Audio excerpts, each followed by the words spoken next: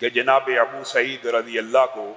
رسول اللہ صلی اللہ علیہ وسلم نے حالت نماز میں آواز دی. وہ نماز پڑھ رہے تھے، رسول اللہ صلی اللہ علیہ وسلم نے انہیں آواز دی، انہوں نے نماز کو جلدی سے ختم کیا اور رسول اللہ صلی اللہ علیہ وسلم کی بارگاہ میں پہنچ گئے. رسول اللہ صلی اللہ علیہ وسلم نے پہلے ایک مسئلہ یہ سمجھایا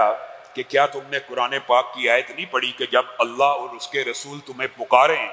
تو تم فوراً ان کی بات کے اوپر لبیک کہا کرو؟ تو تم نماز پڑھ رہے تھے، تمہیں تو چاہیے تھا کہ نماز اسی وقت توڑ دیتے اور میں محمد صلی اللہ علیہ وسلم کی بات کو سنتے.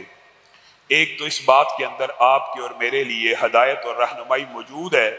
دنیا کی ساری باتوں کو چھوڑا جا سکتا ہے، ٹھکرایا جا سکتا ہے، لیکن محمد الرسول اللہ صلی اللہ علیہ وسلم کی آواز کے اوپر لبیک کہنا، ان کی صدا کے اوپر لبیک کہنا، ان کی حدیث کے اوپر من و عن عمل کرنا ہر امتی کے ذمے ہے. دوسری بات رسول اللہ صلی اللہ علیہ وسلم نے ان کو کی کہ میں تجھے مسجد سے نکلنے سے پہلے یعنی مسجد النبوی سے، یہ ابو سعید انصاری کی بات ہو رہی ہے، مسجد النبوی میں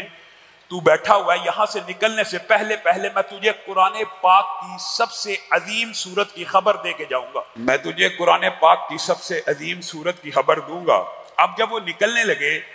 تو انہوں نے رسول اللہ صلی اللہ علیہ وسلم کو کہا، اے اللہ کے رسول، آپ نے وعدہ کیا تھا